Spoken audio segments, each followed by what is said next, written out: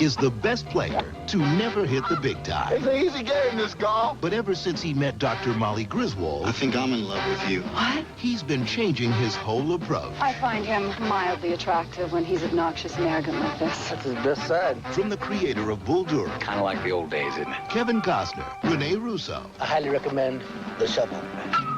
Tin Cup, rated R. Starts Friday, August 16th. That's great. Yeah. What's not to love? Right. Movie Life Crisis Season 6, Episode 8, Tin Cup. We're going to kind of speed run a little bit of our regular episode stuff because we interviewed writer-director Ron Shelton, and we want to include as much of that interview as possible. Amazing. So, thanks again. yeah, super fun talking to a guy who wrote and directed some of our favorite sports movies. Yeah, dude, and this is mid-'90s, like, sports comedy boom. This is, like, when it was really, it was kicking. Yeah, so let's jump right in, man. Give us a synopsis. All right, synopsis. A gifted golfer screw-up, gets one last shot at glory, falls for the wrong woman at exactly the wrong time, and turns a major championship into a referendum on ego, fear, and legend. Yeah. Budget, $45 million. Gross, $75 million. Number 29 in the year. Top 30 between Primal Fear and Sleepers. All told, pretty good. Yeah. Probably a little bit disappointing for Warner Brothers, the studio, based on Ron Shelton's previous movies. Kevin Costner is a huge star, but is also just coming off of Waterworld, so maybe a little bit of... Like, people forget how much backlash Waterworld got, even though we did it on the podcast last year, and it's better than you remember. Yeah. I've got the novelization if anyone's interested. But yeah, but this is a movie I think that probably had real legs on VHS because I know that's how I watched it, and I think I owned a copy of this from probably like 97 up until right now. Yeah, you don't have it on DVD? This is the one I want. Like, I like these rom-coms that I had you it on just throw in VHS and and let then I it have it on go. DVD too. Yeah. Yeah, this is one of the ones you could just put on. Yeah. Just feel good sports, rom-com, comedy. What's not to love? Yeah. Doesn't have a happy ending? Awards? Or does it? Kevin Costner receives the Golden Globe nomination for Best Actor. But it's hard because you're not going to win because it's a motion picture, musical, or a comedy, and those never win big things. No. He's great in this. Wonderful. Sequels and spinoffs, none. Although Yet. Ron Shelton did just tell us that he's got a great treatment for a 10 Cup too if he can get anybody to make it. I don't know. What are we waiting around for? Let's do that. Yeah, who's listening to this that has enough money to make that happen? Let's do it. I've got a pitch for it. You guys are I think you're gonna like it. It's Kevin Costner. He owns a much nicer driving range. He's married to Dr. Molly Griswold, Rene Russo. Kevin Costner, Rene Russo, still great casting. And he's going to take a young prodigy and he's going to train him to play golf. But twist, the young prodigy is a humanoid-sized mutant armadillo. So now we get, that's what we call a 4-quadrant movie right there. I thought for sure you were going to say it's David Sims, Don Johnson's kid. I mean, I like that too. That's probably a better idea, but I'm just saying 4-quadrant movie. Mutant armadillo golfer with star power. I think we could do it. Oh, man, that's... when I think of a big armadillo, all I think of is Necessary Roughness, that mascot with the big cowboy hat. Fumbalaya. Fumbaruski. Yeah, man. Do you remember when you first saw this? I had to have seen this right when it came out. Summertime, dude, I'm this 16. this is Kevin Costner's in a movie. My mom's like, let's go see it. Yeah, because I can remember like it was they had enough of the sexy time for me to feel awkward about it, but not like I can't sit next to my mom and watch it. Right. By the way, the tagline on the poster I'm looking at right now says Kevin Costner, Rene Russo, 10 Cup, and then above 10 Cup it says Golf Pro, Love Amateur. That's great. I don't know who wrote the tagline, but that's great. Oh man. I like how all the posters have him in a pair of what looks like boxers and a wife beater.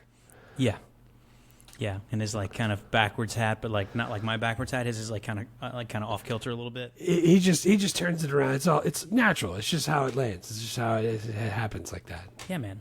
Okay, Yeah. let's do ratings 1 to 10. No 7s. Where's this one land? Dude, this is a solid 9 for me. Yeah. There's nothing that I don't remember liking about it that I didn't like still about it. Yeah. So yeah, 9. Dude, it's a freaking rom-com with that. We don't get those anymore. And it's heavy on the rom and heavy on the com. And I like both of that. And you do, the vehicle that you're giving it to me is sports. And it's a sport that somebody that's old and white and fat can play. Like, come on. How many things can you do all for me at once? Yeah, this is, and this is, because I'm trying to think of, like, there are plenty of other kind of loosely sports movies that have a romantic element. This, I think, is maybe threads the needle as well or better than any of them, where it's like half rom-com, half sports movie. A lot of them are like what's the other Kevin Costner movie when Clear the Mechanism, For Love of the Game? For Too Love much of the rom, Game. not enough Yeah. baseball. But Right. so like it's hard to like get them both in there, but this one freaking nails it. Yeah. I don't like when it's sports and rom, but no com, though. Yes, don't like that either. Yeah, Yeah. you gotta. They thread do the that. needle. They do that sometimes. This one does that really well. The casting is great. Kevin Yeah. Costner. I said it's a Ron Shelton. I think it's an underrated performance. He's really funny. He's Yeah. totally believable. He's this like kind of middle-aged driving range loser who's like teaching people how to play golf while wearing flip-flops with armadillos everywhere. It's freaking great. He's like eating hot dogs out of a jar. He's he just threw that in a spa. He's just got a freaking inflatable pool outside of his Winnebago that he lives in with Cheech. That he lives in, yeah. God. Cheech Marin, freaking Don Johnson, Gary McCord, like Jim Nance, a bunch of like golf cameos. Yeah. It's got so many good scenes. It's got so many quotable lines. I gave it an 8 out of 10. Nice. It hits the 8s for me for a couple of reasons. One is I don't love the music. I never thought the music fit with the movie in certain places. There's a couple like. What song about that choices. Kebmo jam, though? I like Kebmo. That's a great one. And the Yeah. score is pretty good, but there's a couple of like song cues that I'm like, oh God, I don't like that one that much. And Yeah. the other thing, 138 minutes. A little bit too long. Really? Yeah. There's not a lot that I would take out.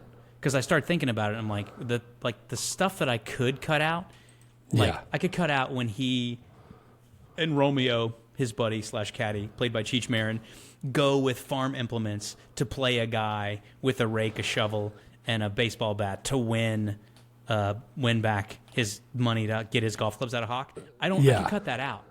I wouldn't do that. I love that. No, part. don't do that. Yeah, don't do that. I like that. And like I could cut out when he goes to visit Rene Russo in the shrink's office, and then he drives No, along by the river. I don't want to do that freaking either. I love that.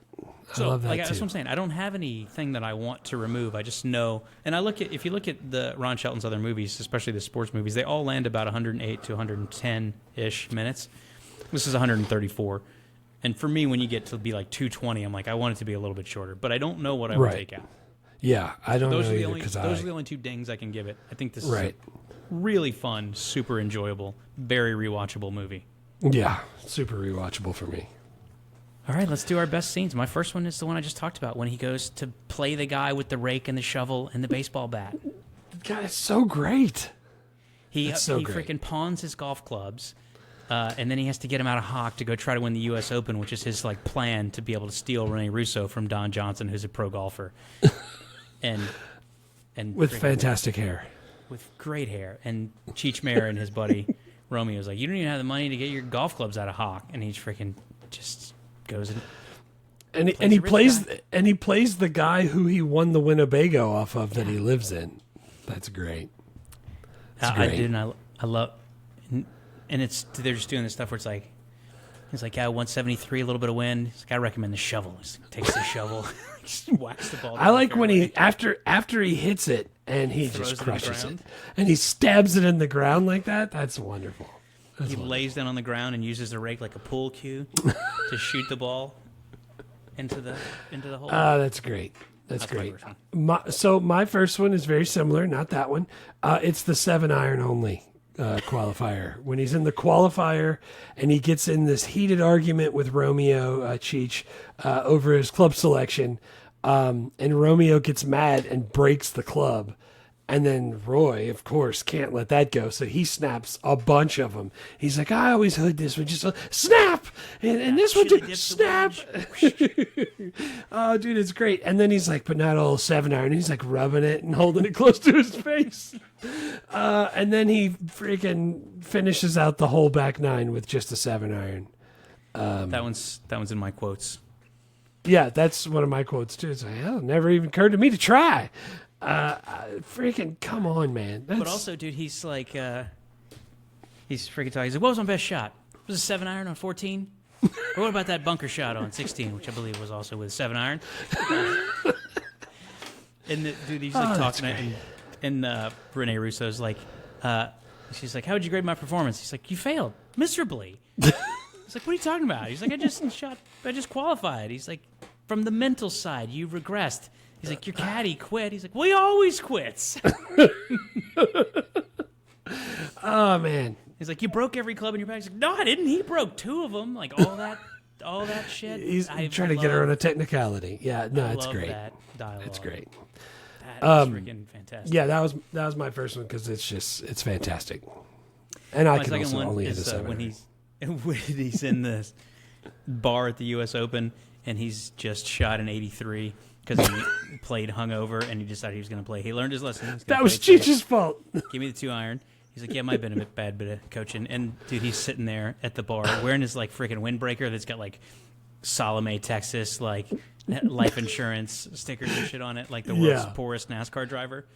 Yeah. And he's, like, holding a glass of whiskey. And David Sims, Don Johnson, comes up and he goes, you know, I once played a Pro-Am out here with some kind of movie star. He's like, he shot an 82. How did a legendary ball striker such as yourself shoot an 83? And he goes, well, I missed a 4-foot putt on 18 for 82. And then they do the bet where he's going to hit the freaking Rene golf Russo shot through the bar, out over the water, and then hit a post and then scare away a freaking pelican. Yeah, that's great. That whole scene. And like Gary McCord from the PGA Tour, who the story is based off of, because it happened to him and he did that in real life. He's holding the freaking soda gun, commentating, and like Cheech Marin is like pushing everybody out of the way. He's like, give me a gallery, Romeo. That's I always remember that. I freaking love that. I also like. Did you watch Stick on Apple TV with Owen Wilson? No. It's kind of a lot like this because he's like a guy who should have been on the golf tour and he like flamed out and he's like working at a driving range and he's going to mentor a young kid. But they're doing stuff like this in the first couple episodes. Him and Mark Maron, they're going into bars and he's like he's conning people into like doing long putts like across the bar. And every time I watched sequences like that in Stick, I'd be like, that's from Tin Cup. Dude, the whole time that she's telling him, you know what, I bet he could do it from here through the thing, hit that and scare the pelican off. And the whole time Cheech is like looking out the window. He's like, hey, boss, I think you could do this. I think you can make this shot. You got that. That's freaking great. That's great. What's your next one? My next one is the 62 at the U.S. Open. Yeah. So he's in over his head.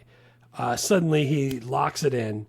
The local hero story that always happens in movies like this. And Jim Nance is like, sells the whole scale of the whole thing. And like, he just recorded 62 in a major. And that whole thing that Jim Nance is doing, it was just great. And apparently, during the production, he was reading that thing in the back of a rental car to record that part. That whole part, I was like, oh, hell yes. Because I remember what happens in the end. But when I was watching it, dude, I was in. It brought me back in. And I forgot about that. And I'm like, oh, hell yeah, he's coming back now. He's really kicking butt. Yeah. I would have loved, if we'd had more time to talk to Ron Shelton, I would have loved to have talked to him about what you were talking about, which is like to produce golf and make it, because golf is like, the final round is happening over the course of like a 12-hour day. The golfers all have different start times. So like this, it's not really a linear sporting event where like the buzzer sounds and then there's a final score. But Right. like when they cut it together to make it seem like there's drama, it's like, dude, how do they do that? How did you guys do that in the movie? Because it's awesome. Yeah, I always think about that too. What if the guy who goes first, I mean, typically they don't do this, but what if the guy that goes first is the guy that kills it and hits a 62 in the U.S. Open? Right. Then there's And no the more whole rest of the drama. day, everyone's bored. Yeah, everybody's just like, well, that guy already hit a 62. These guys are all way over that, and there's no mathematical way for them to catch up. I'm going to go watch Price is Right. Like, yeah. That's a good one. My third scene is, man, it's hard to choose because there's a lot of great scenes and there's a lot of memorable scenes, but I was thinking about it. I was like, I think my third scene is going to be Roy goes to therapy. Oh, man. Yeah. Just because, like, 30 minutes is enough. I'm not that fucked up. Rene Russo is a therapist. And he's like telling Cheech, he's like, I don't feel like kind of messed up in my head. I was like, I need to probably talk to somebody. He's like, you don't know any shrinks. He's like, well, I know one. He's like, you can't go talk to the girl you have a crush on. He's like, well, why not? Dude, and he goes into her freaking office. He's wearing a short sleeve, button-up shirt with, I'm sure, a clip-on tie. And it's like, tucked in tight. It's freaking... And, dude, he's got his hat on, and he's got his golf cleats, but he took the spikes out of them. Yeah. And he's going in through the exit. And she's still out there crying in the exit room. I knew it was some kind of room. There was no magazines, and it wasn't painted. That's in my quotes, dude. When he storms out at the end, he's like, "You're still in the exit room," and she starts crying again. Crime And he's trying to like get her advice on his like theoretical, and she's like, "He's an idiot." She's like, no, he's not an idiot. He's really smart. He's like, no, he's a juvenile idiot. He's like, well, you're not understanding. She's like, Roy, we're talking about you. That's great. That's so great. Dude. And then she's like, just speak from the heart, and you can't make a mistake. And then he just goes, I think I'm falling in love with you. And then, dude, it flip flops. And he's like, you told me to say that. She's like, I didn't know you meant me. Shit. That's great. That's really great. That one friggin' cracked me up. Yeah, that's. I definitely don't want to take that part out. I love that part of him going to therapy, especially for the poor lady in the in the exit room, that's crying. And that's where he first tells her, like, you're the wrong guy. Your boyfriend hates old people, hates children and dogs.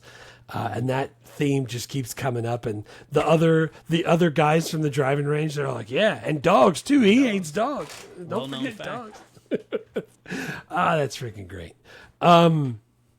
That's a good one. And because you picked that one, I'm going to go with the one that I feel like everybody wants to choose, and that's the Immortal 12 on the 18th hole of the U.S. Open, where he refuses to lay up.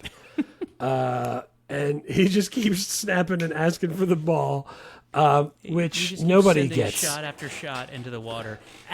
By the way, this is round 4 because golf tournaments last 4 days, 4 rounds. Right. And every other round, he also sent the goddamn ball into the water, and he's just doing it over and over again. Yeah. And it's excruciating to watch. It's definitely the most memorable scene from the movie. Yeah, dude. And the fact that he can make it, he knows he can make it. And they kept going over and landing on the green, but then rolling all the way off because it's such a strong grade. Dude, I freaking loved it. I loved it. And the fact that, and I was telling Ron Shelton this, like, he holds the ball up after he pulls it out. Or like when they both walk up and Cheech and him both look in there and they look at each other and nod, and then they reach in and pull it out and he holds it up and everybody starts cheering and he freaking throws it in the water. Yeah, that's right. Come on. I mean, why would he throw that in there, though? That's a brand new Titleist. All these, they're brand new Titleists. Stick a couple in the bag. Just put a couple in the bag. I don't know how you write that stuff. That's fantastic. Yeah, dude, that is absolutely delightful. Let's pause right here. We'll give you our interview with writer-director Ron Shelton, and then we'll come back and we'll do our quotes and take it the rest of the way. How you feel about that? Yeah, it's great. Let's do it. All right. Ron Shelton is an acclaimed writer-director and former minor league baseball player known for celebrated and iconic films like Bull Durham, White Men Can't Jump, Tin Cup, and Blue Chips, and those are just the movies that we've done on this podcast. We're delighted to have a few minutes with him today. Jeff, get it started. Yes. Again, thank you so much for doing this. This is great. I started reading a golf digest thing from a long time ago that you had done, and you were talking about Westerns. And then in your book, JT and I were talking earlier that you talked about Westerns We do a lot of those on here too. When Roy is standing over that shot on 18, when you're picturing it, when you're writing stuff, and I saw you talk about like Peck and Paw, and we talk about him all the time, Bloody Sam. We like the ending, you called it a Western. What did you mean when you said it's like a Western? Well, it ends up, the whole third act is a gunfight, mano-a-mano gunfight with two guys. I mean, golf, if you've been to golf tournaments, they make no sense. It's 150 guys on 150 acres. You don't know who's winning. You don't know anything.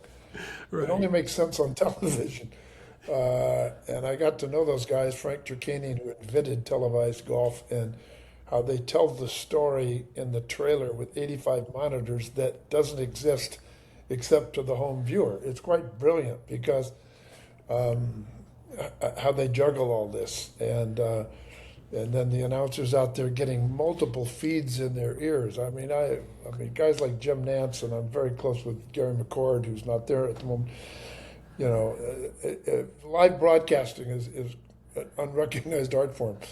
Having said that, how do you reduce golf to something that's primal? And that's what it is. It's the good guy and the bad guy, and they've each got a gun, and they've got one round to solve it. So nice. I was thinking of Western all the time. Nice. Yeah. So like the balls going in the water one after another, that's just your version of the on-screen violence just going back and forth? No, it's not. At that point, it's not about the violence. It's honestly about, this guy's self-destructive behavior, which is also a Western theme. But he's managed to hold it together for 71 and a half holes because of a woman. But there's something greater driving him, and that's this idea of immortality, which is an absurd thing to drive you. That's great. So there's sort of greatness in his 12, which she tells him later, Right, at the end, yeah, absolutely.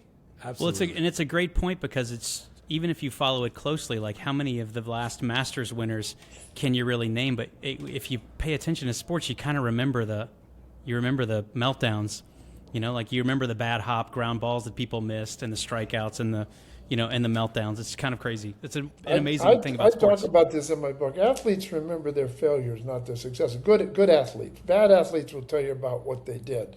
A real athlete will tell you about the ball through the legs, the strikeout, the missed putt, from 2 feet. And that's how you know you're with real athletes or real filmmakers or real writers, because they never think they get it right. It's always, I should shoot that scene again. I need to rewrite that, This isn't good enough. That's coming from the top people. That's great. That's great about the movie too. Like perfection is unattainable. If never a more true statement was said about golf, right? Yeah, it's an impossible sport, and it sort of makes no sense to anybody except if you play golf, and then it makes total sense. Well, Jeff and I played golf when we grew up together, and I distinctly remember if anybody went into a pond, you immediately would hold your hand out and snap and just demand another ball. Oh, man. Well, the story's been told now by Tigers. I don't know if it's apocryphal or not, but I hope it's true, because it's better than true. When he ran away with the U.S. Open at Pebble Beach, that he forgot to pack extra balls, and remember he lost a ball, and he came to the last hole with all that Pacific Ocean and howling wind, and he didn't have any extra balls. So if he hits it in the water, he's disqualified. It's done, yeah. I can't remember that famous caddy, the Australian guy, but if it's not true, it should be true. And so when he hit the fairway and then hit the layup, the caddy was off the hook. Otherwise, it would have been the greatest meltdown. Yeah, just like at the end when he finally, Roy makes it in and he holds it up and throws it into the water. My son, who's only 13 and was watching that part with me, he just lit up. He was like, "Oh, that's the greatest! That's so cool!" That was his favorite part. That was his favorite part. I'm glad, because I wanted to make him momentarily triumphant walking up there, like he just won the Masters. And, That's so great. That's in a so certain great. way he had in his Yeah. terms. Yeah, absolutely. And you mentioned Gary McCord, and I had a question about that because I read that a lot of the golf beats from the movie were based on his kind of real life events, like the bar, the penguin on the post, the 8 balls in the Pelican. water, the pelican. Thank you. Did you meet Gary before writing, or did that stuff come together as you were shooting? Or tell me I about met that. him after the script was greenlit, and I flew to Vail and met him, and we became fast friends. And the pelican story I had read in a magazine that he had told, so I just stole that. But the other ones he had never told me about at the Texas Open, where he kept throwing a ball down to prove he could do the shot. That had never been published before. That's So, and then when I said I want to hit one off the porta potty, he had some story that he'd done it somewhere. So mostly John Norville and I, my co-writer, is a wonderful, wonderful golfer. He played golf at Stanford. That's how good he is. Oh, man. And he's a terrific writer.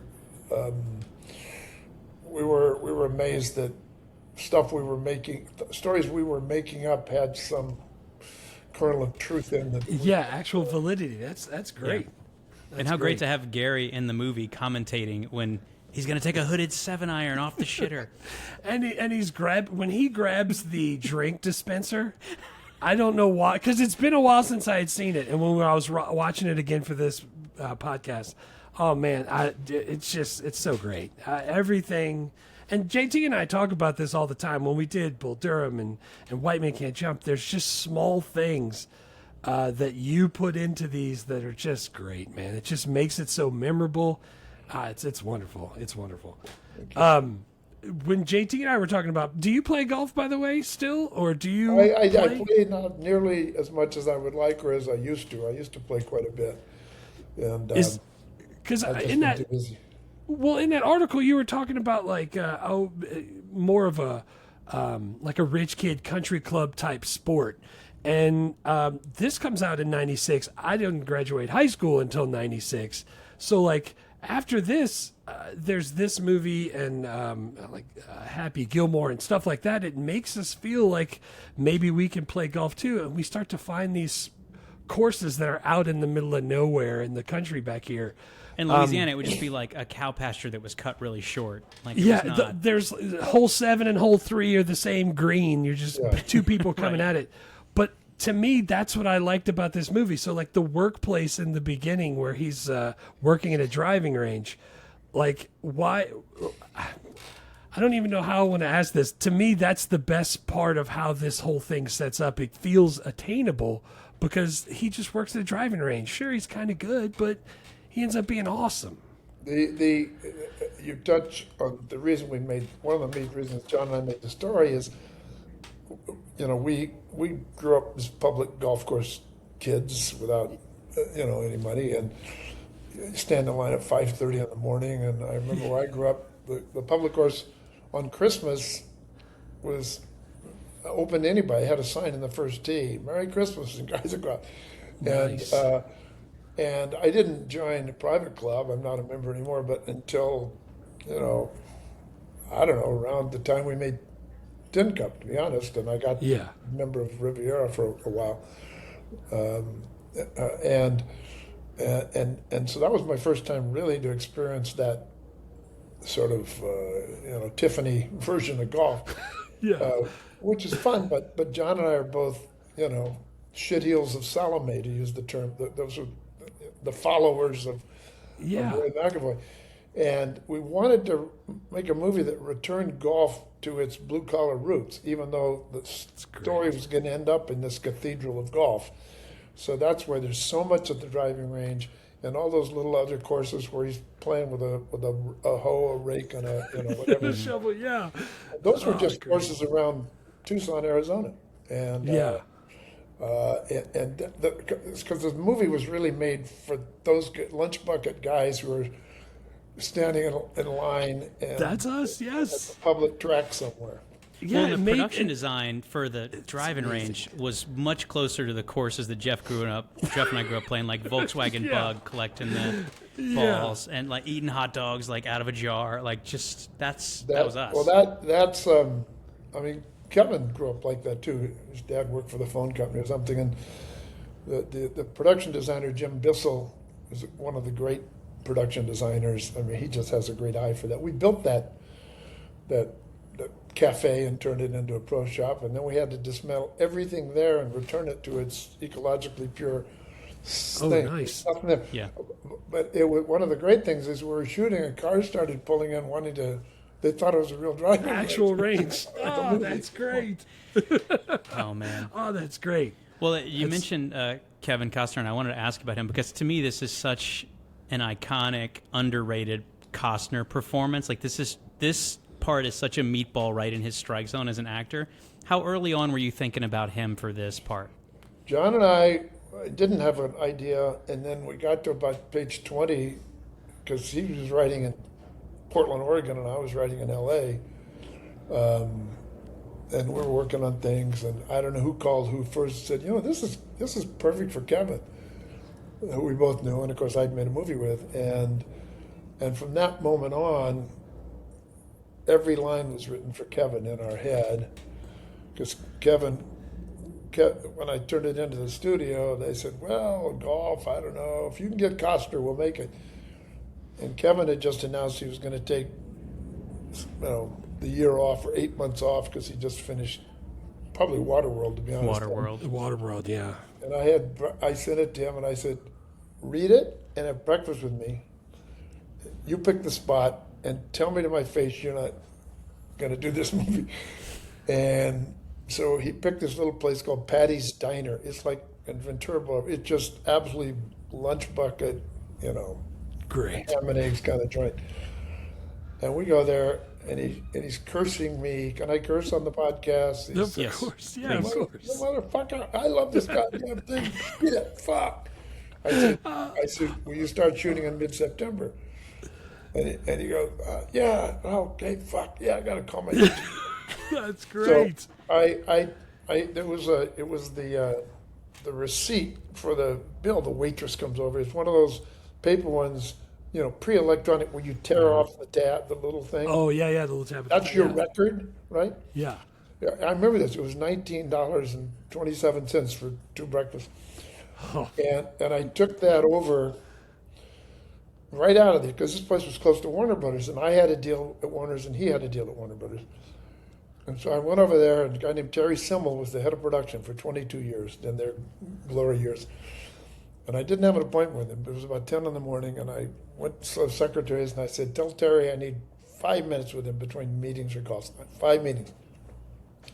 5 minutes. So I go in, and I hand him this little thing, $19. He said, what's this? I said, I got Kevin Costner for mid-September, and this $19 is going to cost you $15 million, which is that's what Kevin got great. at the time. So That's great. that's how the movie got made. Man. Yeah. That's great. And you really, I know you're saying like after page 20 or whatever, it feels like you, like I could tell you were writing for his voice. It's just, it flows out of him so perfect. I'm glad you said it's an underrated performance because comedies are always underrated by people, and they're harder than anything to do. Tootsie should have won Best Picture, not Gandhi. Okay, We talk about it all the time. Absolutely. All the time. We do. that's a we never, great and timeless pictures. Anybody watch Gandhi a second time? I couldn't get to Yeah, it. of course. We Yeah. talk about this all the time. Comedy is so hard and it is not appreciated. And I lost my train of thought on that, but it doesn't matter. Well, Kevin gives a great comedic performance in this. Oh yeah, he's actually playing a version of Nuke at 40. So in a certain way, he's played Crash Davis and Nuke. Nice. Yeah. Nice. Not the deep thinker, the kind of guy stumbling around, led by his loins. Yeah, Comic book and reader. he's got a gift, but he's his flaw in that, as a human empathetic flaw, Roy McAvoy in that movie is not and this is my observation of most people, it's not that he's afraid of losing, he's afraid of winning. And I've always felt more people are afraid of winning than losing, because then the expectations eat you alive. Yeah. Then you got to live up to it, right? John Wooden said the worst thing ever happened to him winning 2 straight with no player over 6'4", because now they wanted him to win every year. Remember, he came back and blew Duke out, and then he blew somebody else out, and then he won like 9 out of 10 in a row, or 10 out of 11 or something, with different players, and then he loses, and then Walton graduates, and Jabbar graduates, Lou Alcindor, and they go, oh, he's done, and he won another one with nobody you ever heard of. Exactly. And he beat North Carolina. It's like, and he said he won all those in a row, and then he lost one, and they were calling for his job in L.A. He's lost it. I swear to you. That's how fast it swings. Expectations in everything, not just sports. Is a killer. Well, since you bring that up, so because my 13-year-old's watching through his fingers like this when he keeps going in the water, because he just knew it was going to happen. And yeah, he's just give me another one. Is Roy more scared of losing or having to live as a winner? Like, what do you think? I think in the third act, he faces winning, and he wants to win even bigger than is possible. He wants immortality. Right. So in a certain way, he's now finally going for it and risking everything, and that's his greatness. Up until he meets the woman, he's afraid of winning. Yeah, that's why he's a big fish in the world's littlest pond, and all of those losers that he surrounds himself with call him the legend. Right, of course, yeah.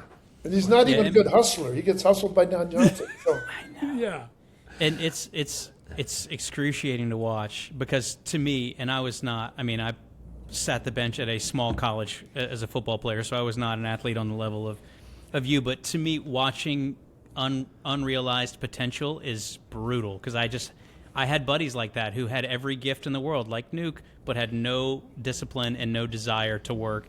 And so just watching him send him into the drink is like, and I was trying to figure it out, because we have to talk about it on the podcast, and I'm going, I think, is it maybe just that he's just decided, like, he cannot be the guy who lays up even if it costs him the Open? Like, his principles mean that to him? At that point, he really is not afraid of winning anymore. He wants to win so big. He wants to shoot a score nobody will ever. So at that, he's thrown caution to win there. That's why it's a triumphant failure to me. Yeah. Yeah, and you've done this in several of your movies. It's almost, it's kind of a hallmark, especially of your sports movies. And Jeff and I talked about it before you got on, and maybe you could speak to it a little bit.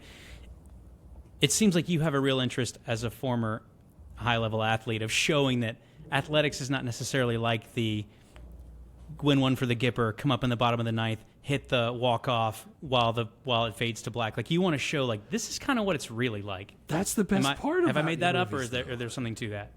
No, that's exactly right. I have a hard time sitting in the stands of any sport to hear how little the fans understand what's actually happening out there, and it makes me crazy. Yeah. I can't really go to games. I'm always, even I go to my son's games, and he's a senior in college, but even in high school, he's in the Midwest, so I only can stream him, which is why I have to get off this in about 10 minutes, because he's got a game streaming. No, absolutely. But I walk around, I can't sit, I can't listen to people. I see a different game of baseball. I know that the pitcher just threw a ball to the leadoff hitter in the third inning, and what the odds are that guy's going to not only get on base, he's going to score a run that beats us. Right. And now he threw another ball. I'm watching a totally different game. Yeah. The fans. And I wanted to make movies that from the athlete's point of view. That's great. That's all. Yeah, and you can feel the authenticity of them, and I think it's one of the things that we love about them. Jeff, let's get a couple more questions in there before we got to let him go. Yeah, but actually, I'm glad you brought up, JT, the thing about the real ending, because I heard, or as I was reading one of those articles, they said that the studio wanted him to win. They wanted Roy to pull it out at the end. Did you fight that? You always fight. Every movie's a fight. But it got greenlit with this ending, and then when we finished shooting, the head of, not Terry Semmel, but the head of actual production took another job, and two new guys came in, and so they hadn't really signed on to what we were doing, and they were like, "What?" They go to the screening, they didn't know he was going to make a 12, and they made this argument, and I said, "Well, you will not only have no movie, you won't have a star, you'll be laughed off the screen if he makes the shot." And audiences dug the movie, so that argument went away. That's great. But my capper story is we did a big premiere in LA, then we did another mini premiere in New York City, and a real estate developer named Donald Trump came to it with Marla, his du jour girl, Right. or wife du jour, and he A real estate developer. and after the thing, and I know who he is. Everybody knows who he is. He's a guy who can't get a loan in New York. That's who he is. Right. And the publicist said, Donald Trump would like to meet you, say hi, because he's a golfer. I said, fine. So he comes over. And I don't yet know what as big a horse's ass is now. No. Now you know. He Cover your comes wallet over with both hands. with Marla, and he says, just like this is not a hello, how are you, enjoyed the film. He says, let me tell you how you could have made a better picture. First of all, you go in the editing room, that's what you do. I know how to do that. And you change it. You can re-edit it so he makes a 3, he hits the eagle, he wins. It'll sell more, it'll do greater business. And Marla's kind of looking at me, rolling her eyes like, I know, he's my guy, but well, you fucking married him. So don't roll your eyes. So and then I get ready for my speech. My speech is this.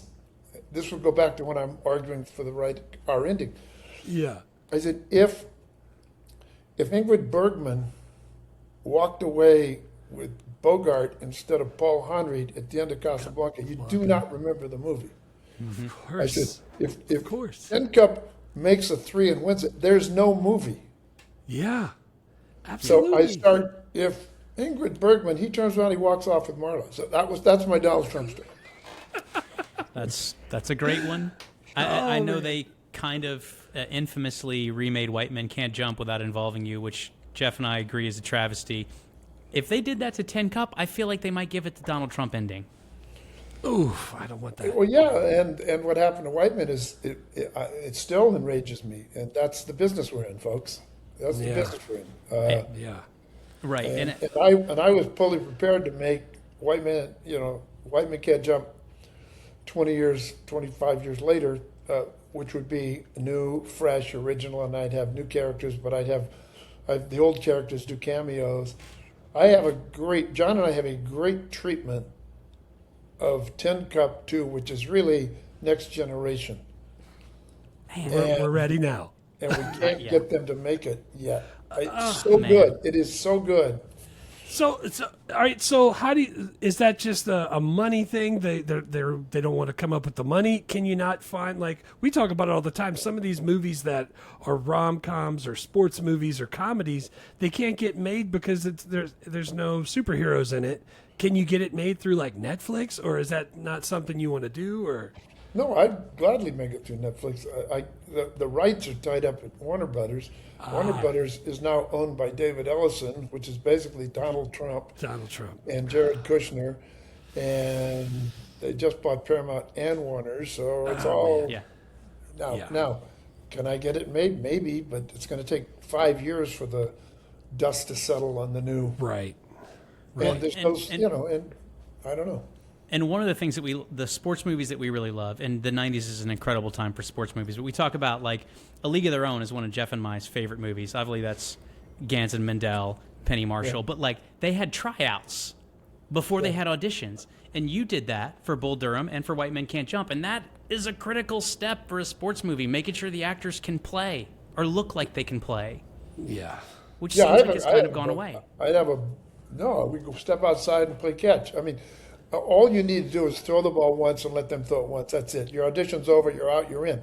Yeah. Yeah. And when I was out of town on Bull Durham, I'd already gone down to Durham about 3 days before we shot, and we lost a couple of our players due to other movies conflicts. And the casting director called and said, "Well, I can't play catch with them in the hallway in New York." And I said, "Put a baseball and a bat in the room." I said, "A ball player will not be able to enter that room without either picking up the baseball or touching the it. bat. That's genius. You can't. No, Yeah. because it's their comfort zone. Right. And a guy's going to hold the ball a certain way or hold the bat a certain way. And I said, so then after you've done the interview, do your Polaroids, because it's pre-digital, of the guy holding the bat. Yeah. And I hired 2 guys off of that are in the infielders. That's great. Yeah. That's great. You can tell by the Polaroid that they know how to hold the bat, that that's not their first time. Yeah. Oh man, that's wonderful. That's wonderful. Well, listen, thank you so much for your time. We'll let you go watch your son, but this is great, and we're excited to record our actual episode and talk about the movie now. Thanks, Yes, guys. I thank you appreciate so it. much, man. Okay. So much. Bye. Thanks. All right, my first quote is. You aren't actually pausing. Is this how they do commercial breaks on TV We're gonna shows? put that in post. My first quote is from Romeo from Cheech Marin, and it's like, well, David Sims may be a soulless robot, but he's rich, happy, soulless robot with a beautiful doctor lady girlfriend. Besides, how getting in the open going to change what she thinks about you? And then Roy goes, well, it'll show her I'm not who she thinks I am, but you are who she thinks you are. That shit kills me, dude. His delivery is fantastic. I love Cheech Marin in this There's movie. nothing to not love about Cheech. So my whole thing is when Cheech is my first one is when Cheech is trying to help him because he's got the shanks. He just can't hit it straight, and he's warming up and he's hitting a bucket of balls before he goes out there. And he's just freaking shanking them right down the line. He's like hitting the people next At to the him. U.S. He's- Open with the brand new titleists. Right, with the brand new titleist. And Cheech is like, all right, I'll tell you what to do. Look, take all the change and put it in your left-hand pocket. Do it now. Now tie your left shoe in a double knot. He's like, now turn your hat around backwards and stick this tee behind your left ear. He's like, I look like a fool. He's like, what do you think? You look like hitting chili peppers up Lee Jansen's ass. Oh my God. Just his delivery of, what do you think you look like hitting chili peppers up Lee Jansen's ass is fantastic. Dude, Fantastic. he has so many funny lines like that. He's like, he's like, this is for when he's like, he's gonna freaking hit another one instead of laying up. He's like, this is for whatever, the golf commentator. And dude, and Cheech just says this, he's like, yeah, what does he know? He only won this tournament before you were born. Yeah. Oh man, Cheech was a good choice. I'm so glad that he did it because it was He's it was fantastic. It's Yeah, the it was best. fantastic. And I almost put the scene in there where he came back from the sectionals and he was trying to get Cheech to go back to be his caddy. Yeah. He's like, did you like me as much as Earl? He's like, Yeah, I he's wasn't like, thinking look, about look. you when I was with him. I love Earl, okay, but I need you. No, Early's a walking heart attack. He cost me 3 strokes aside. I had to carry the bag. More than Earl? You look more than Earl? Am I special? But I really wanted to put that scene in there. I just didn't have room. But my next quote is the one we already talked about. When he says to Don Johnson, you ever shoot par with a 7-iron? And Don Johnson goes, hell, Roy, it never even occurred to me to try. Yeah, dude, there's 2 things I'll say about that. One, that was my next quote. And also, the way that you said Don Johnson's line is exactly how Don Johnson says it. And that's exactly how I say it every time I say it. Like, And that's awesome. Dude, it's also Dude, that's awesome. It's the perfect call and response of their 2 characters. Yeah. Like Roy is thrilled that he just shot par with a 7-iron, and freaking Don Johnson's like, why the fuck would you even try to do that? What's Why? the point of Yeah. it? Like, it's the I absolute like you could that Don. just- Dude, I love that was well written. He's great casting perfectly too, man. acted. He's perfect. Yeah, so good, so good. All right, What's so your my last third quote? one, my last one is something that I say quite often, but nobody knows where it's from, and I'm okay with that. Every time we have to go start doing something before I'm ready, like, hey, we got to go back to the back by the football field because the seniors are about to do something. I'm always like, I got time for a quick bucket. Every time, and nobody knows what I'm talking about.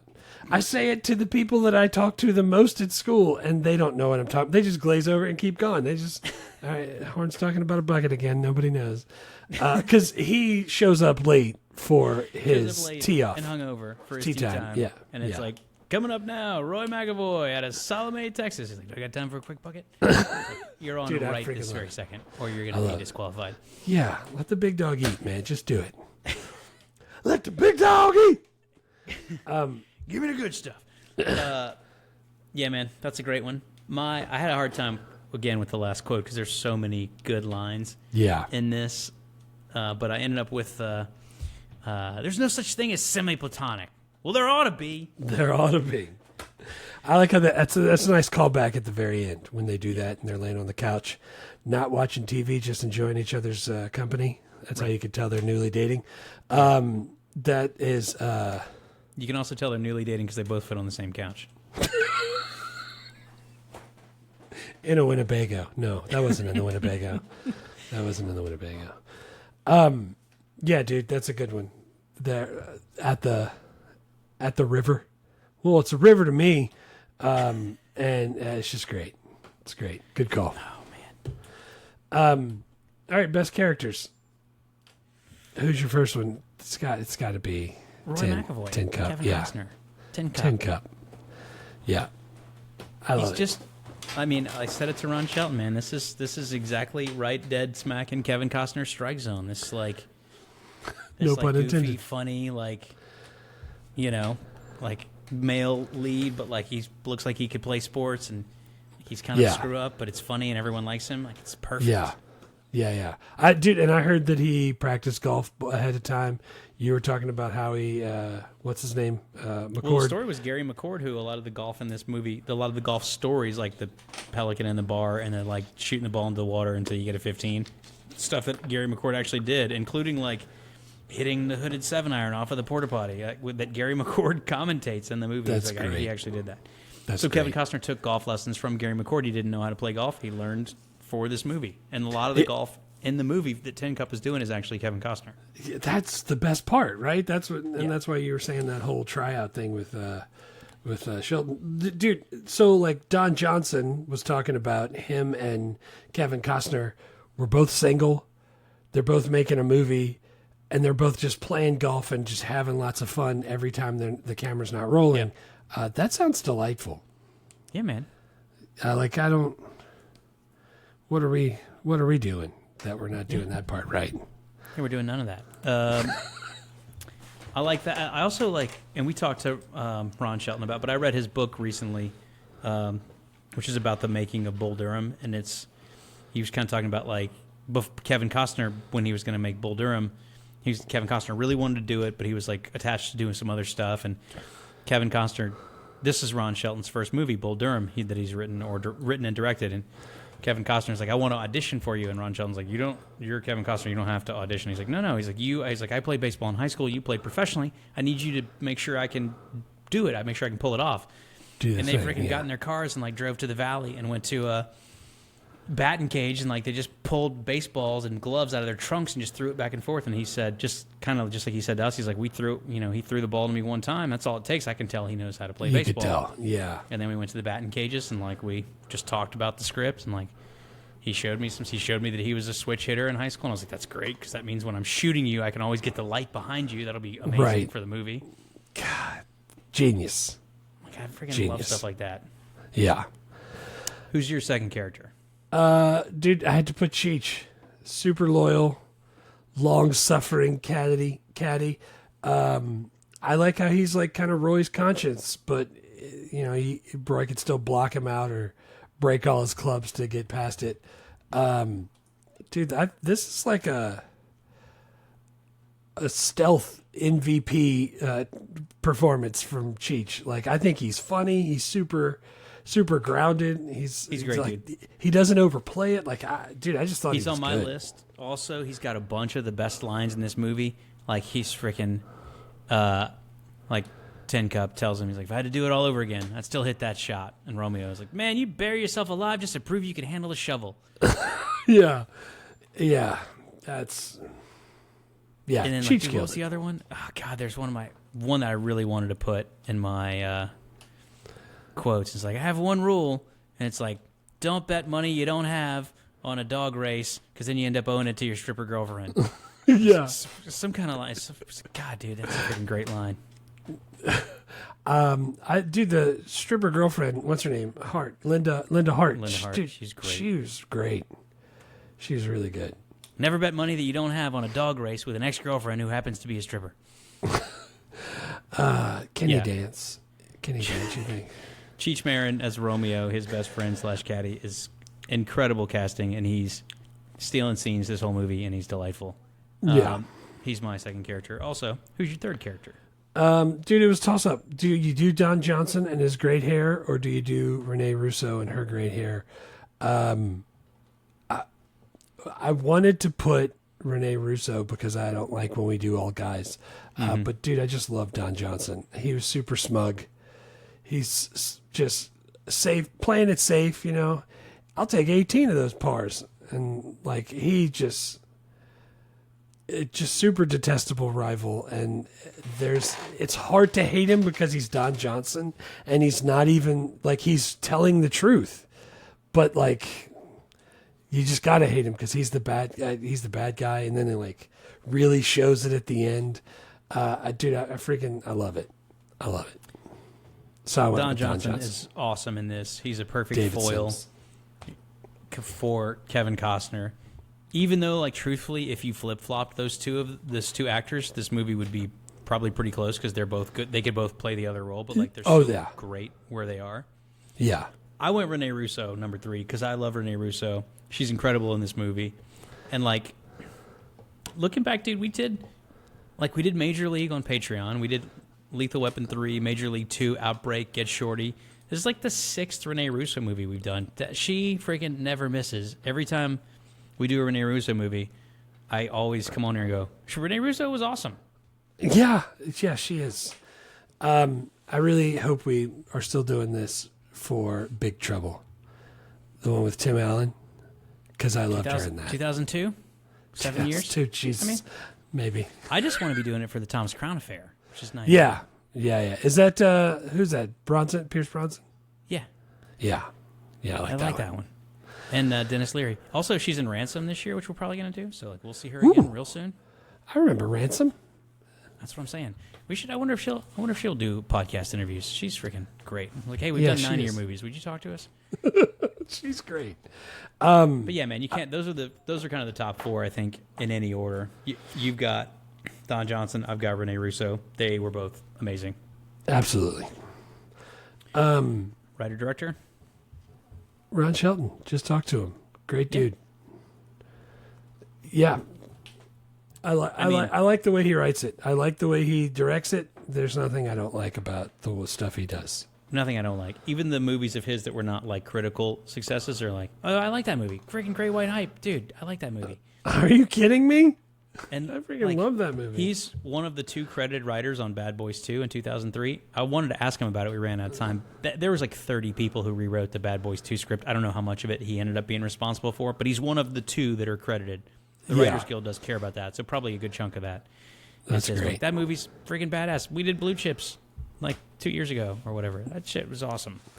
He did co-write this with John Norville, and so we should also mention him. The only thing I've known that he's done other than what he's done other than this one is the Jungle Cruise movie that my kids love so much. Yeah.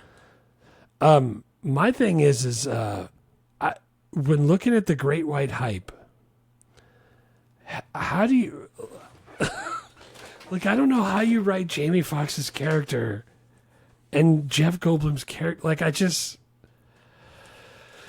Merlot Broham. Like, looking at the 2 guys who wrote this, I just couldn't picture them writing the words that are coming out of these guys' mouths, and he kills it. Just well, kills if we do Great White Hype, which is also in '96, maybe we can email him and ask him that question. Anytime I see a movie that has a bunch of people that I know are talented improvisers, like Damon Wayans and like Jamie Foxx, I just assume they got to like Sam put a lot of their own on it. Yeah. But anyway, he co-writes this movie with John Corville. Corville or Norville? Stand by. It is Norville with an N. I got it wrote down wrong in my notes. John Norville, and then he directs it, and that's kind of all. I mean, you've heard us talk to him for 30 minutes. That's who did it. Yeah. Did you have any other good? Like I saw that. I mean, there's a bunch of cameos from different PGA players. Young Phil Mickelson was there. Craig Stadler was there. Who's the one who walks up and asks him for asked Rene Russo for a card? I can't even remember now. I was just trying to find that name because the other golfers were going like giving her business at the end. They're like, "Hey, we saw what you did for 10 Cup. Could we love you help us with the head game part of golf?" Yeah, I like that that they were actually in there. I like that they threw some Kebmo in there. That was fantastic for me. The Chris Isaak song, I Wonder, I couldn't remember where I've heard that before, and I want to say it's what's the Matthew Perry movie with Salma Hayek? Fools Rush In. I think it's in that one. I heard it this time, and I was like, snap, that's fantastic. And a bunch of those songs were like Bruce Hornsby songs. Mm-hmm. I freaking love me some Bruce Hornsby. It's just, I mean, dude's still around, still making music. I know that was part of the thing that you said you didn't like about the whole thing was the soundtrack. Some of the music that I didn't like, but some of it I really liked. Like, dude, Bruce Hornsby and freaking Chris Isaak and Kebmo, Jimmy Vaughn, I'm in for all that. Yeah. Any other good? No, I mean, we talked a little bit before we started recording about some of the alternate people they talked about casting, like John Leguizamo instead of Cheech. I'm sure that would have been good. I love John Leguizamo, but Cheech Marin was so good. Cheech killed it. And like this, you could put a lot of people into the like kind of top 3 or 4, top 3 for sure, and the movie would, I think, still work. But everybody in it just gave such a great performance. I'm so happy. Yeah, that they didn't do that. Yeah, it was good. It was way good. Yeah, man. Let's do the worst. Okay, what you got for worst? I talked about it already. I mean, 134 minutes, 138 minutes, a little bit too. If it's 220, I'd like for it to be like 2 hours instead of 220. But I don't even have anything I would take out. Right. So 220, 221, whatever it takes. Yeah, 220, 221. I turn it up, I turn it down. It's all ball bearings these days. And I wanted to ask him about that too, honestly, because it's longer than most of his other sports movies. And I know this was a Warner Brothers. Like, did the studio give him grief about that? And did they have to fight? Like, you know, why do they kind of land where they landed? Because studios care a lot about that because, especially in the 90s, because if the movie's longer, you don't get as many screenings in a day and you don't make as much money. Right. Now I don't think they care nearly as much about that because they're making their money elsewhere on movies. But yeah, nobody's watching it in the theater. We should have asked him how we saved the theater. What about effects, dude? The rain looked pretty good in this one. You know, that's my biggest. Every time there's a rain scene, I always check that out. This one was pretty good. It was a pretty good rain scene. We mentioned it with him. The production design to me was great. The freaking Winnebago and the driving range, and he said they just built that in Texas, or I guess they've shot in Arizona or wherever. But fantastic. Yeah. When I got to Old Tech Alert, the only thing I put was pleated khakis everywhere. Yeah, dude. It was. I mean, baggy pleated khakis was definitely the move. What about payphones? Yeah, there's payphones. There was also 1 or 2 big brick cell phones, like the big cell phones. You could tell it's the 90s, but I don't think that changes. Like, maybe it's because, let me ask you this, because I think about this a lot.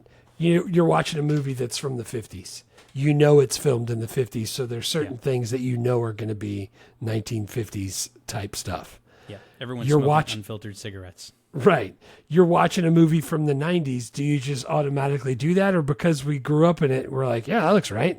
A big brick cell phone and some payphones. Dude, I wonder that. I wonder that about sports, because like if I see a highlight from the 90s Bulls, like I recognize that it's not as crisp as the games I watch now. Yeah. But it doesn't, I don't go like, well, that's some old-timey basketball there. Yeah. I go like, I remember that. But if I watch like a freaking, black and white, like Bob Pettit Celtics shit, I'm like, oh, that seems like this is 200 years ago. Right. And I think it's just because I didn't grow up with it, is to answer your question. I think if I grew up with it, I go like, that seems fine to me. Yeah, because this all seemed like, fine. why? Yeah, I'm like, this is all. It doesn't seem dated at all. That's why I was having trouble with the old tech, because I'm like, pleated khakis. Well, dude, this is like the birdcage. This movie, including the costuming, fits perfectly into 2026. Yeah. Like baggy, flamboyant clothes and people playing golf, and there's no tech really in the movie. You're good. You're ready. The strip club would just be on OnlyFans now, but otherwise it would be exactly the same. Everybody's just watching it on their screen instead of in real life. That's no fun. Dude, what I want to know is his idiot buddies that hung around the driving range. Well, everybody gets what they get. The cart guy gets, what? Four. Like, what do those guys all do for a living? Where does their money come from? They all just do stuff around the thing. Because they're all just hanging. Do they just all hang out at the driving range instead of money laundering operation? I don't think the guy driving the cart that picked up the balls got $4 an hour, and Kevin Costner, the driving range pro there, got $7 an hour. Yeah. That's 1996. I was making minimum wage $4.25 an hour at Eckerd at the time. Yeah. Kevin Costner was making almost twice what you were. God, bastard. Not even counting all the beer nuts he took out of the place and the money he took out of the till. What are beer nuts? I don't know, dude. Is that a thing? Yeah. Beer nuts? Yes. I've never even heard of that. Like just nuts. Classic that you American snack of roasted peanuts with signature sweet and salty glaze. They're produced by Beer Nuts brand snacks and often featured in bars. I'm gonna have to try these. I didn't even know that was a thing. I thought you just meant like nuts you eat while you drink beer. Well, that's what they are, but they're called Beer Nuts. Yeah, but they got something special. It's not just nuts. It's sweet and salty glaze. It's supposed to make you drink more. Yeah. Pretzels are making me thirsty. But yeah, dude, I didn't have a lot of worst. I didn't have any old tech or political correctness. Did you find for political correctness? I wanted to ask you. Did you feel like it was weird that he was trying to date her? So, like, he was very Pepe Le Pew about the whole thing, and he was very adamant that. Like in 2026, it makes me uncomfortable. He's like, I'll drive you home, and he pulls his Cadillac over to the side of a deserted river, and he's like drinking out of the flask, and he's like leaning around her on the car, getting real close, talking about semi-platonic. I'm like, seems like she's not into that, and she's kind of trapped there by the river with you. Yeah, where's my bear spray? Yeah, it's not played that way at all. It's like he's just being charming and cute, and she's like, oh, this is I really like, but. In my head, I was like, it seems like when she gets home, she's going to post about the sexual assault on her social media. Hashtag account. Me too, Roy McAvoy. Like for 2026. I was like, she probably just going to catch an Uber home. I'm guessing. Driven by an armadillo with a hat. Same. I just thought it was perfect for the 90s. Nobody thought twice about it, but now it seems a bit. Well, I mean, I am curious about, like, because we're children of the 90s and now we're old guys in 2026, but like when we were living in the 90s, if you really liked a girl and she had a boyfriend, there was nothing at all wrong with going after that girl and being like, your boyfriend sucks, but also, like, what's up? Would you like to go see a movie at some point? Like, that's what we thought you were supposed to do, and I don't think that you're supposed to do that. That's anymore. I think that's because that's how they did it in the movies. I didn't actually talk to girls. I didn't either, but I felt like that was what the movie you were supposed to do. Well, I didn't either. Samesies. I was just a very good friend. A dick in a glass case. In case of emergency. Emergency, break open glass. Oh, man. He's come to your house. He's sat on your Chris Rock couch. would He's say. eaten your food. And he shall betray you. All right, 5 questions. Is it okay All for right. kids? Did your kids watch this? He didn't watch the whole thing. Jake walked in on the very tail end of it. He was there for the sexy time part, and I think he felt uncomfortable for that. Sure. There's a lot of F-bombs, but he just hears that regularly at the house when the dishwasher doesn't get emptied. So I'm not worried about that. And I'm not super worried about the sexy time because it wasn't that gratuitous. Yeah. They just made What's-His-Nuts stand out in the rain. But yeah, I say 13. I think this could have been PG-13 had it not been for the F-bombs. Yeah, and you could really cut back on the F-bombs, get the PG-13, and you wouldn't really lose much of the movie. Right. As much as I enjoy the F word, and as much as if you're making a movie about golf, it should involve a lot of F words. Yeah. But- Dude, when he said Costner sat across from him at the diner and started going, shit, fuck. I was like, ooh, he's already talking like a golfer. That's awesome. Just getting into character right away. That's great. Would this movie get made if it were pitched now? Well, the creator of it just told us that they're trying to get Tin Cup 2 made in there. And they're not. It's not happening just yet. Yeah, nobody wants that, which is a damn shame because Shocking to me because it's a perfect one to revisit. It wouldn't cost a ton of money. You That's probably what could I'm get saying. some of the original cast back. It's freaking not super mid-budget. expensive. I mean, R-rated it's expensive to shoot if you want to sports shoot at the rom-com. U.S. Open, but if you construct that, You could with a fake slightly the U.S. different Open. They faked it. It's fine. no, that's what I'm saying. They could do create- it. Computer generate all the crowds. Yeah, just AI the crowd, just mid-budget, R-rated Even though the rom-com guy sports. who just is trying to get it done has said no one is bitten yet. Jeff and I feel like this you should be able to do this again. Yeah, I feel like that. And if I win the lottery, I mean, I'm not spending it on Tin Cup 2, but No, we got a lot of other movies we want to remake first. I put a little something on it. I'd invest. I put a little I in got there. 5 on it. Yeah. Oh, man. So it's got to be a movie, though, right? This can't be a... I would want it. I want movies to be movies. That's how I roll. Yeah. It'd be I easy say- to cast, dude, because Kevin Costner and Rene Russo are in their early 40s. That gives you a shit ton of actors to choose from. Yeah. Yeah. Did you recast it? I was thinking about it a little bit, but I didn't land on anybody that I felt like it was like a perfect. Who do you got? I'm thinking. So for David Sims, I picked Glenn Powell because he's in everything, first of all. So that's if you could get him to sign on to be the jerk, which I feel like he could really play, I think that would be good.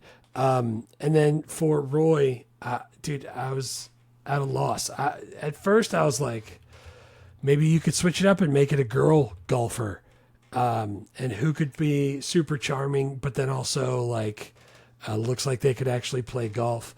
I came up with Tessa Thompson, who I like, but I don't know. And then I thought John Hamm, I really like him. He's charming, and he looks like he could play sports, but isn't he too old now? Like, I don't know. You know what I'm saying? Yeah. Like, I don't know how to do that. The person I thought of, only because I think he's hilarious and I follow him on Instagram and he does play golf, is Lamorne Morris. Oh, yeah. Yeah. I don't know if he could open a movie, but he cracks me up. I think he would be good at this kind of like golfer Absolutely. screw-up guy. The only other person I had was for Romeo, I wanted Randall Park. Love that guy. The guy's hilarious. I don't know if I subconsciously picked him because he's a not white person, but I totally I love him and I like his energy, and I think he would be perfect. Nice, man. All right. Can you still watch and enjoy in 2026? Freaking right, you can. It's freaking super frustrating. Ask my kid.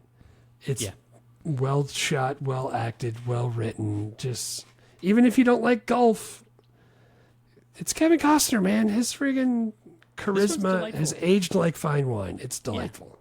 It's funny, and it's a good one. I didn't see it like on any streaming services, but you could you watch it on Amazon Prime. You rent it on YouTube or Apple. Yeah, you can rent it for $3.99. That's the only place I saw it. I watched it on my DVD on my computer. That's the move with the special features. Yeah. All right. Thank you guys for listening. Thanks, Ron Shelton, so much for his time. Yeah, man, that was so great. And what's next? We'll be back in 2 weeks with Mars Attacks. Oh, man. Very excited. 2 branches of government working for you, and that ain't bad. Yeah, right. super excited. Vaya con Dios. Vaya con Dios.